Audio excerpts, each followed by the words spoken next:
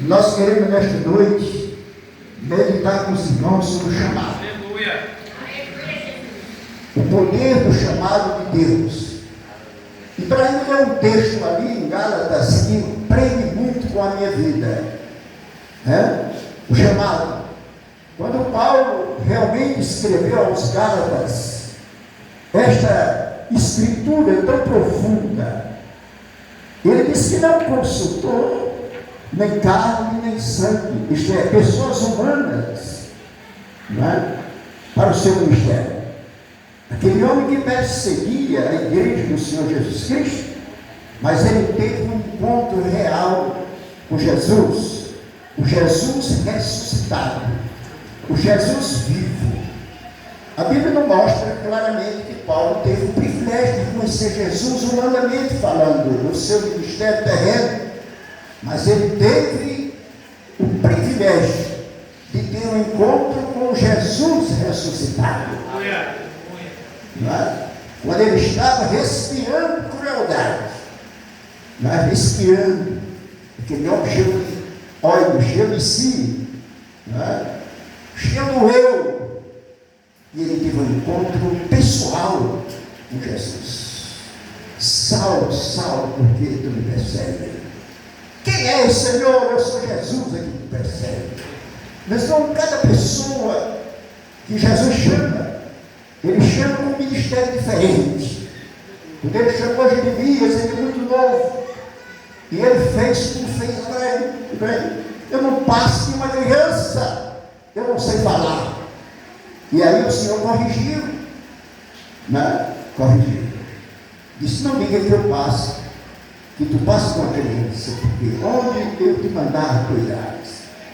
Então nós, olhando para esse texto, olhando para nós, a gente vemos nesse texto que eu li lá em 1 Coríntios, capítulo 1, o chamado de Deus. E Paulo, conscientizando os irmãos lá de Corinto sobre o chamado. Aleluia, Jesus. Mesmo nós podemos ver nesse chamado a soberania de Deus. Amém? Ele é soberano. Ele chama quem quer, quando quer, aonde quer. E o chamado tem um propósito. E esse propósito, Deus quer cumprir ele em nossas vidas. Aleluia. Você já pensou, irmãos? Deus olhar para essa humanidade. Aleluia. Ver pessoas como eu, como você, como nós, que aparentemente, para a sociedade, não valia nada, mas Deus, eu quero você, Magal. Eu quero você.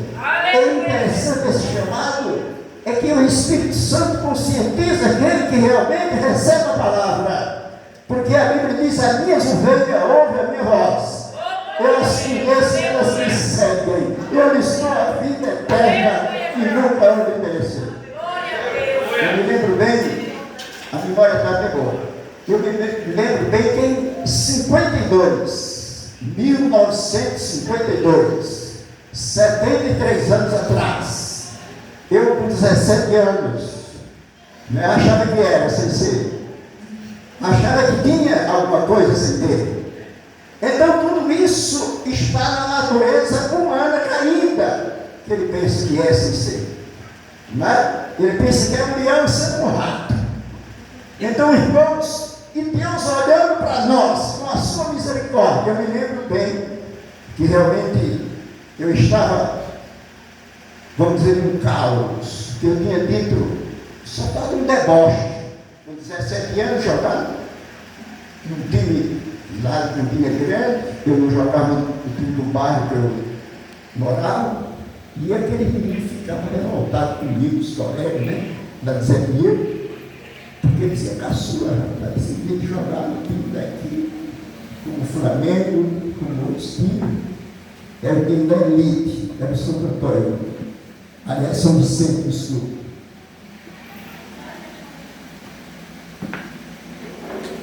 E eu tinha soltado a gracinha no sábado à noite. Mora igual um cidadão que já faleceu. Eu vinha para ir para casa, para me concentrar, porque tinha jogo no domingo, São Vicente Flamengo. Flamengo Urubu. E Zé disse, caçula, e o joguinho de amanhã? E eu disse, se eu perder o joguinho amanhã, eu vou deixar de jogar e ser um crente. Quer dizer, como pode ser tudo, menos crente. Então isso era a minha visão dos crentes.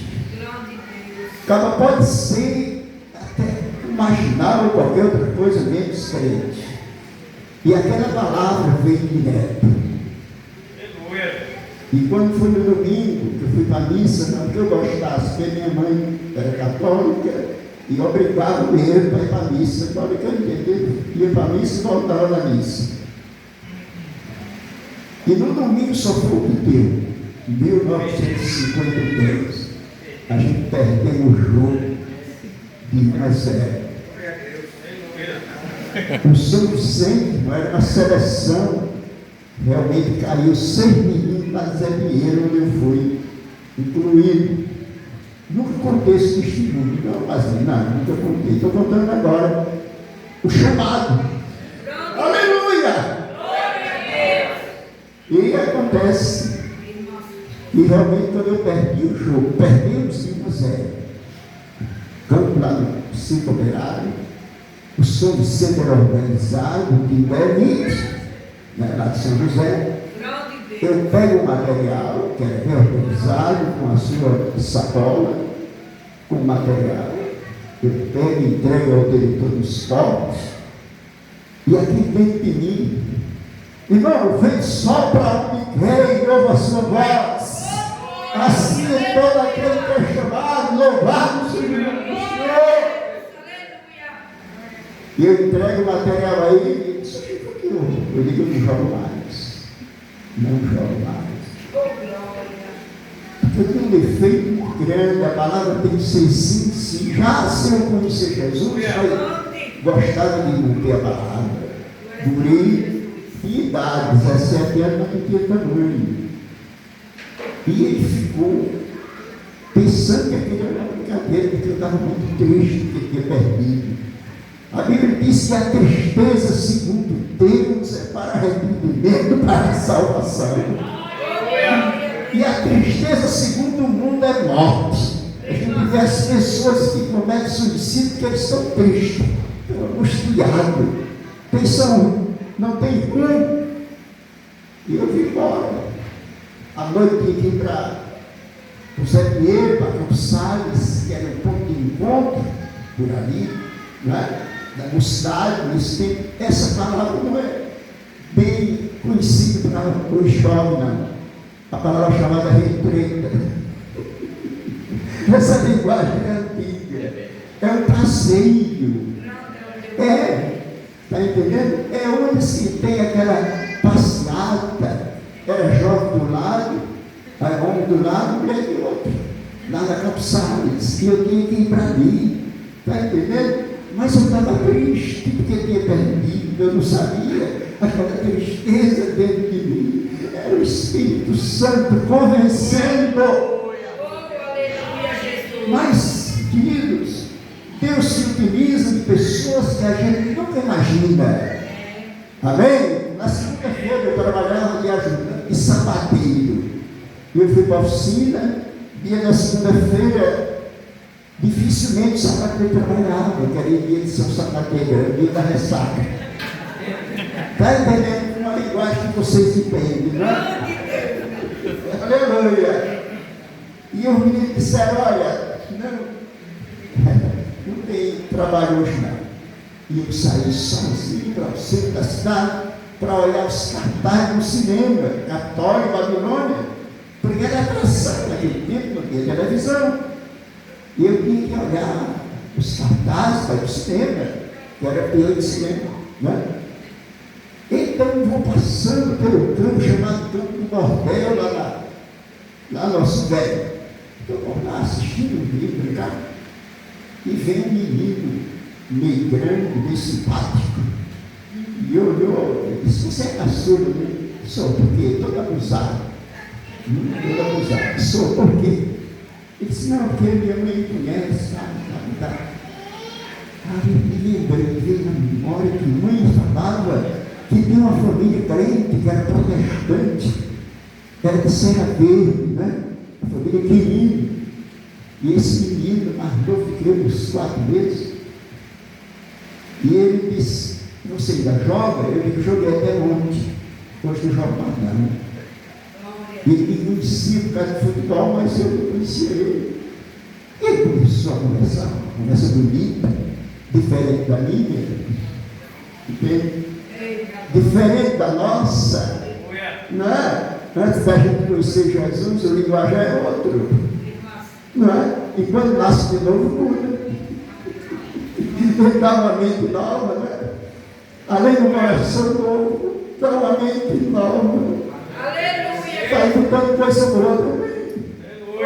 E aquele menino começou a falar, e eu entendi que era negócio de crente. Eu digo, dá licença, eu vou ali, para ver se ele não me acompanhava.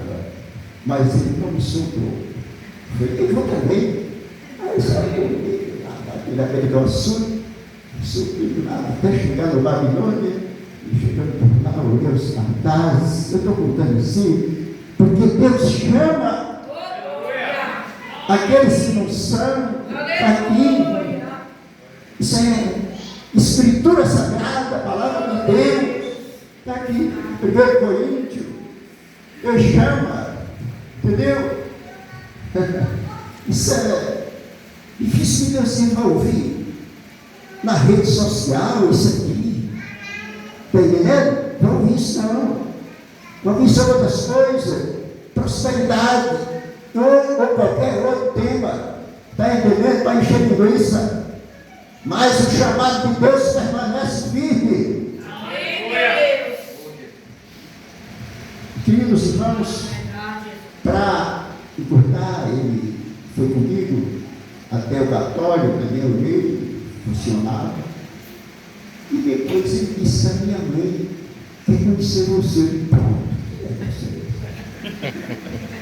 Aí ele me levou até o armazém do pai dele.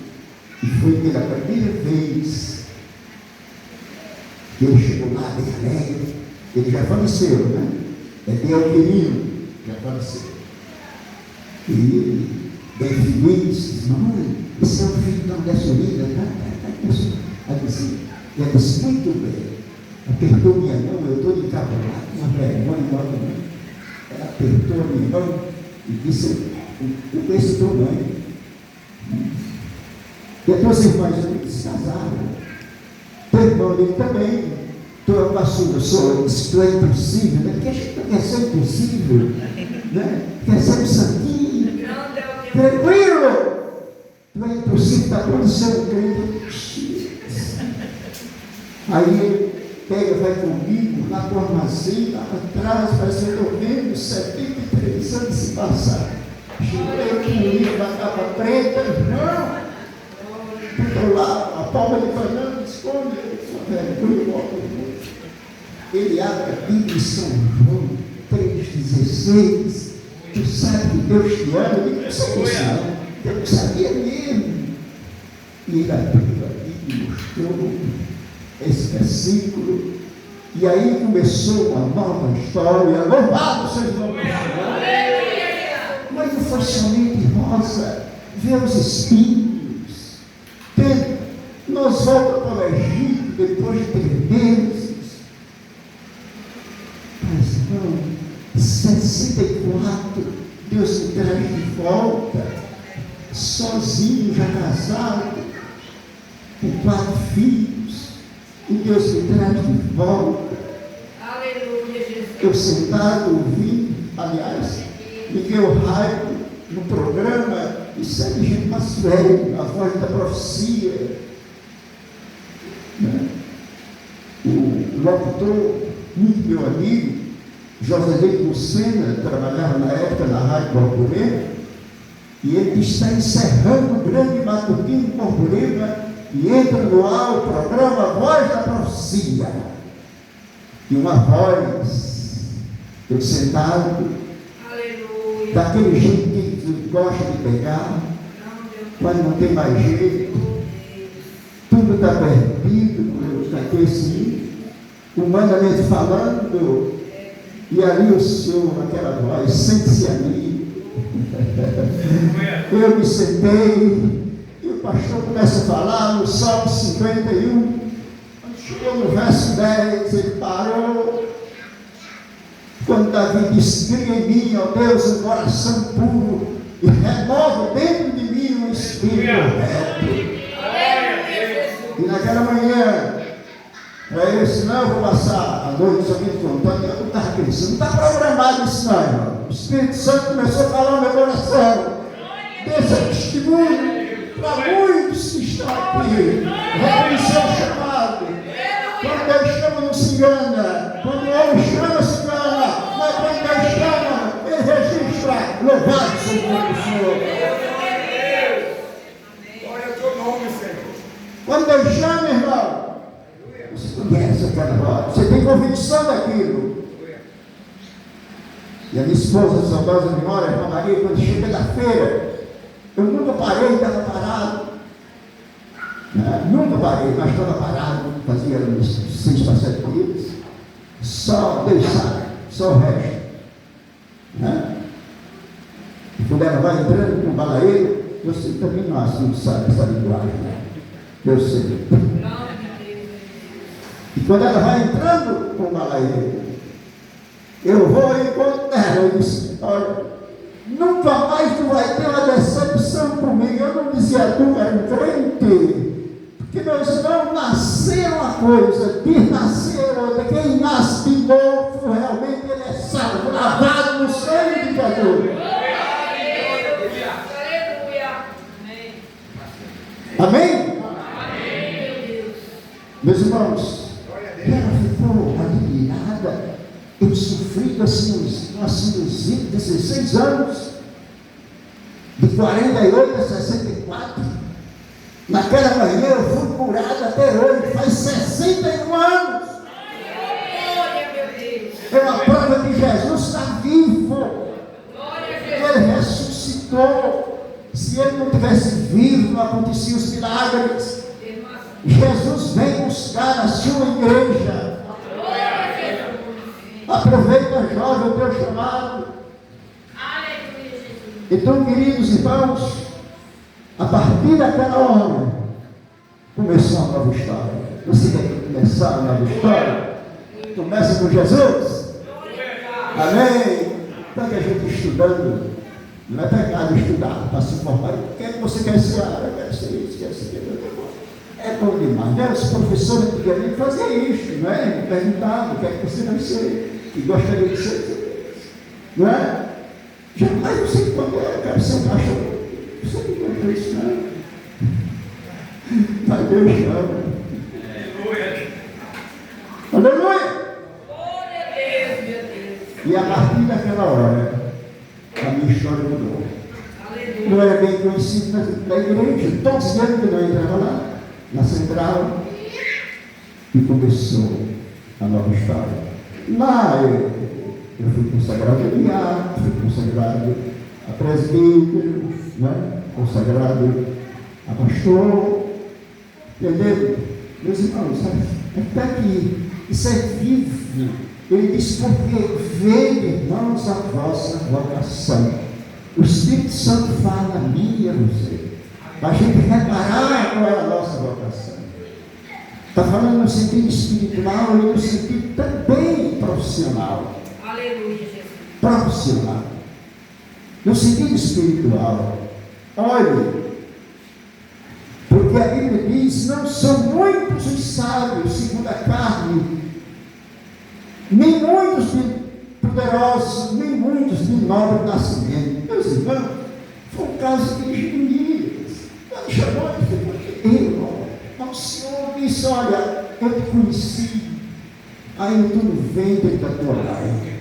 Isso é a soberania de Deus. Deus é soberano. Deus é onipresente, onipotente, onisciente, que sabe todas as coisas. Aleluia, Jesus. E aqui ele começa a mostrar: mas Deus escolheu, queridos irmãos, jovens, pense nisso.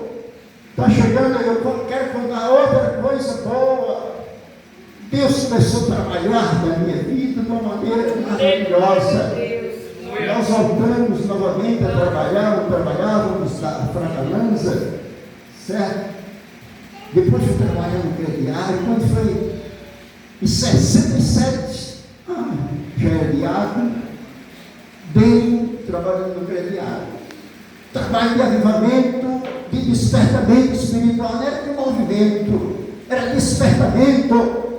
Aleluia, meu Deus, obrigado, Jesus. Certo? Despertamento, onde Deus falava profundamente, ele fala ainda. Pastor Raul tinha sido batizado com o Espírito Santo.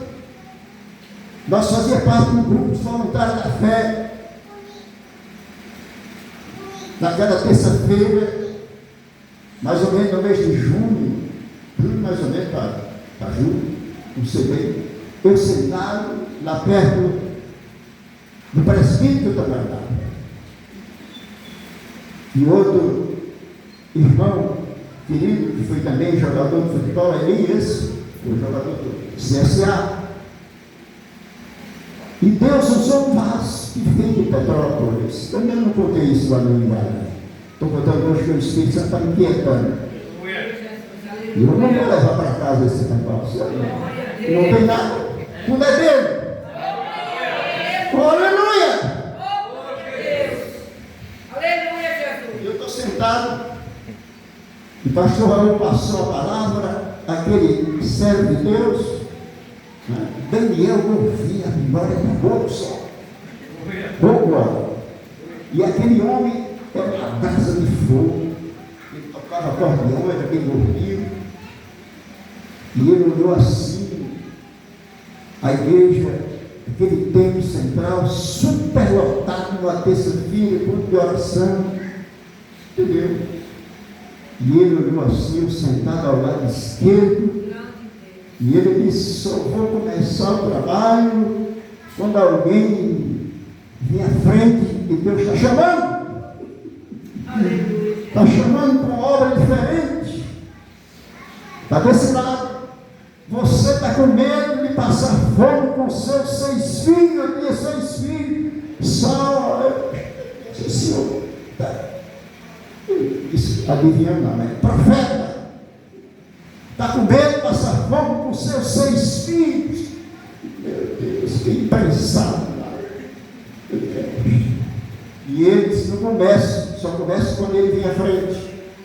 Meus irmãos, eu estou contando isso para agradecer a Deus que ele chama. Se não chamasse, a gente estava perdendo tempo. Mas ele chama, ele fala e se responsabiliza. E eu fui à frente naquela noite, as festas de alimento, não ia dar bem, rapaz. Está entendendo? Na época dava 2,5 salários mais ou menos, para o crediário, bom, para Campina Grande, e à frente, ele pôs a mão, e eu fiquei para vigília ainda, na vigília. Aleluia! E ele se alegrou-se muito, aquele servo de Deus. Me deu um abraço muito grande. E disse algo diferente, disse algo diferente na sua vida. Para ganhar almas para Jesus. Aleluia! E eu cheguei em casa, fiquei na vigília. Naquele tempo eu ia andar em Campina Grande, até tarde. Não tinha muito assalto. Hoje a gente não pode sair de casa, né? Está em todo canto, é assim, porque o pecado se multiplicou. Está no fim, aproveite. Não é? Está escrito: por se multiplicar a iniquidade, o amor de muitos esfriará. E eu chego em casa e disse para minha esposa: olha, eu vou pedir as contas lá. Isso foi Jesus. Falou agora assim. Ela disse amém. Era para crente, não era para crente. Viu? Presente. E ela ficou contente demais. ser Bias Tortas, porque eu não ia ter de nada. Entendeu? Isso na terça, e o sábado Bias Tortas, até hoje. 67, 58 anos. O campo que eu fui trabalhar, Sossego, na época não tinha nem luz elétrica. Tinha um motor. Quando dava um negócio de 9h30 para 10 horas, desligava e ficava lá um breu. Para mim, que tinha sido chamado diretamente até, mas coitada, era uma amiga de Deus. Nunca pensei em Campina Grande e para um lugar porque não tinha nem luz elétrica, nem linha de transporte. Muito só foi saber que eu não queria que soubesse que chegou lá a linha de transporte, que um dia eu falei com o Walter Brito. Tu está onde, Geraldo? Estou em Sossego. Tem uma linha de transporte? Meu cunhado tem a empresa que fez também a linha do Engato, eu esqueci o nome. Muito bem. Realeza. Muito bom. Irmãos, e ali eu arranjei um passo da empresa e comecei a falar com a irmã Cleonice, que era a esposa de Walter Brito, e com poucos dias estava tendo uma linha de transporte que ia até Sossego, que o transporte passava por lá para ir para Picuí. Está entendendo? Eu estou contando esse chamado, porque, irmão, Jesus está vivo, já chega de mensagem latada. Está entendendo? Já chega. Eu não me conformo de maneira nenhuma. Eu sei que Jesus tem tudo de bom para nós. Está na palavra. Está aqui. Aqui tem leite, aqui tem mel, aqui tem tudo que é de bom para a vida do crente. E tem até chamado para o ministério. Então a palavra de Deus nos mostra. Mas Deus escolheu as coisas loucas deste mundo para confundir as sábias. Deus escolheu as coisas fracas deste mundo para confundir as fortes. É a escolha dele. Aleluia. Está entendendo? Glória a Deus. Para que ninguém venha se gloriar, mas eu quero também. Eu não sei se o irmão vai ter paciência comigo. Aleluia. O 2 Timóteo, capítulo 2, verso 6, fala sobre o chamado. Vai falar sobre algo profundo. Está na Bíblia. Paulo escreve para Timóteo, dizendo, capítulo 1, verso 7, porque Deus não nos deu um espírito de temor ou de covardia, mas de fortaleza, de amor e de moderação. Portanto, não se envergonhe do testemunho de nosso Senhor, nem de mim, que sou prisioneiro seu. Antes participa das aflições do Evangelho segundo o poder de Deus, verso 9, que nos salvou, que vai salvar, que nos salvou. Nós precisamos ter essa convicção que não foi nós que escolhemos, foi Ele que nos escolheu e nos nomeou, designou para que vades e deis fruto e o vosso fruto permaneça. Aqui está na palavra que nos salvou, verso 9. Aleluia. Deixa eu ver aqui. Que nos salvou e chamou, irmão, uma santa vocação. Tem uma santa vocação melhor do que essa, de ser chamado por Deus para um ministério que os anjos quiseram participar, mas não foi possível a eles, foi possível a mim, a você e a nós. Uma santa vocação, meus irmãos, tem santa vocação maior do que essa, que vai para a eternidade. Está entendendo? Quantos têm trocado essa santa vocação? Desculpa eu falar nisso, eu não gosto de falar muito de mim, mas em 82 eu estava lá no Canoa de Dentro, os irmãos queriam fazer lá, mas assim, daí você é vereador, o pé da lavagem. Meu irmão, eu sou ministro de Deus. Eu sou ministro, pela graça de Deus. E vou trocar uma vocação dessa para estar brincando com o povo por causa do sonho.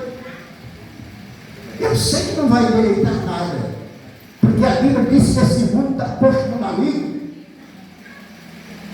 Não é verdade? Que o mundo, isto é, esse sistema criado pela mente humana, onde Satanás é o chefe. Está pensando, você como igreja, eu como nós igreja, tem uma santa vocação para dizer a esse povo que Jesus é real. Está entendendo? Está aqui na Bíblia, na minha, na sua, com a santa vocação, não segundo as nossas obras, mas segundo o seu próprio propósito. Está aqui, propósito. Está aqui, propósito. Quem é chamado tem propósito. Amém, irmão? Está aqui na Bíblia. Aleluia. Segundo o seu próprio propósito e graça que nos foi dada em Cristo Jesus antes dos tempos eternos. Meus irmãos, que vocação maravilhosa é essa? Você aqui de Gameleira, jovem, aproveite, está sendo chamado. Eu sei que é difícil, não é fácil não é um mar de rosa, mas é um mar de bênção. Ser chamado pelo Rei dos Reis, Senhor dos Senhores. Amém. Está entendendo? E para encerrar, eu posso encerrar agora? Não, né? Hebreus capítulo 11, verso 24. Quando Rogério botou no tema, eu digo, meu Deus, falar lá com o povo é o poder da escolha, irmão. O chamado, Hebreus, capítulo 11, 24 a 27. Veja só a situação de Moisés. Amém? Está entendendo? Ele também, ele era tão humano como nós. Ele sabia quem era o faraó. Ele sabia quem era aquele povo. Era 430 anos escravizados. Está entendendo? Ele foi bem educado ali. Ele conhecia bem os princípios lá do Egito. Conhecia também os deuses falsos. Ele sabia quem era o faraó. Com seu orgulho, com a sua prepotência. Ele disse: eu vim lá para libertar aquele povo. Não é possível. Por que não manda outro? Não é assim muitas vezes para nós? Mas eu ia para aquele povo com aquela cultura. Que cultura? Aquela cultura deste mundo, as suas filosofias, as suas ideias. E você chega lá com o Evangelho de Jesus. Louvado seja Deus. Então aqui está, irmãos. Veja só, pela fé, Moisés sendo já grande, recusou ser chamado filho da filha de Faraó, escolhendo, é uma escolha, antes ser maltratado com o povo de Deus, do que por um pouco de tempo ter o gozo do pecado. Irmãos, o pecado traz gozo, mas tem as suas consequências. Não vai pensar que é de graça. Não. Quanto custa um maço de cigarro? Quanto custa ser vendido? Precisa de graça, se envenenar? Não. Está entendendo? O seu mundo oferece essas coisas. Já pensou a cervejinha gelada, no frio, na praia? Não é, irmão? Não é bom? Mas custa caro. Você paga. Você liga. O pecador, a salvação é de graça. Jesus pagou por esse cruz. Mas para ir para o inferno você paga. Paga caro. Isso é Bíblia. É a palavra de Deus. Então a Bíblia diz claramente: escolheu antes ser maltratado com o povo de Deus do que por um pouco de tempo ter o gozo do pecado. Tendo por maiores riqueza o vitupério de Cristo do que os tesouros do Egito, porque tinha em vista a recompensa, quem é chamado tem uma recompensa. Como Vilma falou, se não estiver aqui, mas o Senhor recompensa quem é fiel. Chamado 27, pela fé, olha que maravilha, pela fé deixou o Egito, não temendo a ira do rei, porque ficou firme vendo o invisível. Você está vendo Deus com seus olhos humanos? Não, né? Mas Ele está aqui, pela fé. Amém? Meus irmãos, eu vou contar bem rápido.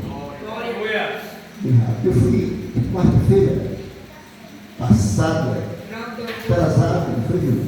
Quarta-feira, fui para cá no tempo.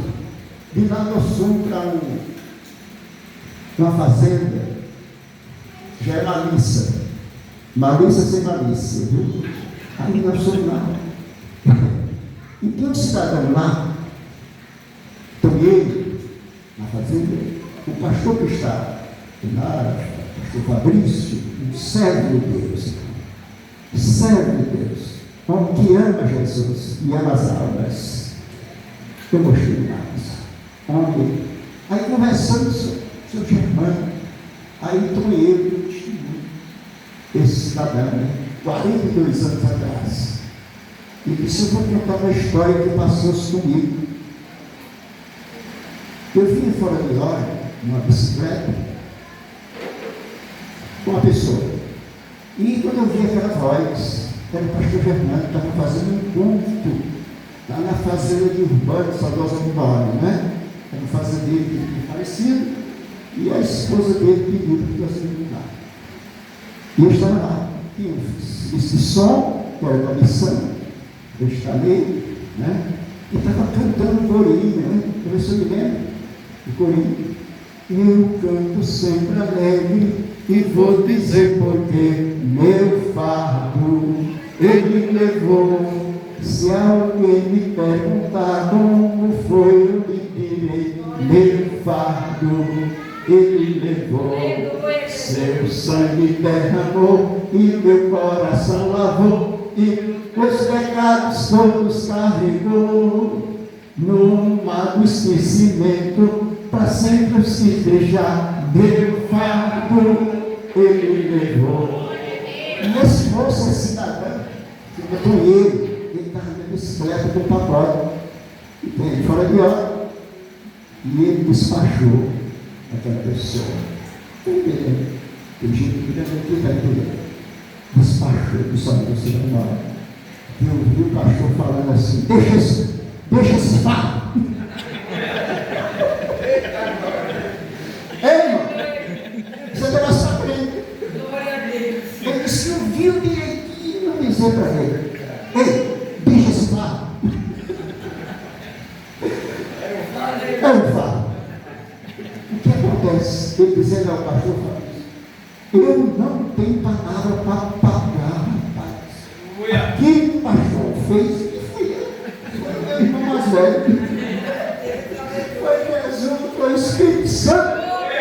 Ele disse que salvou um abismo muito grande. Jovens, esse chamado vai ter Deus recompensa. Amém? Então, irmãos, o que nossos antepassados passaram, como Jeremias, como Moisés e outros, Pai, Deus não mudou. A minha Bíblia diz que Ele é o mesmo, ontem, hoje, eternamente. Ele pode estar chamando você nesta noite, quem sabe, para uma obra diferente. Que tem alguém aqui que não é crente, para ser salvo, porque Ele pagou o preço lá na cruz. Ele derramou o seu sangue para nos purificar. Que Deus, nesta noite, abençoe esta congregação, o Evangelho, os conjuntos, para a glória de Deus. Eu vou encerrar. Eu queria pedir aos irmãos para ficar em pé. Se tem alguém, eu sei que tem alguém doente. Eu não vou não, mas Jesus cura. Quando você está mesmo, para ser bem à frente. Sabe? A Bíblia é clara. Está lá em Isaías 53, 4. Verdadeiramente Ele levou sobre si os nossos pecados.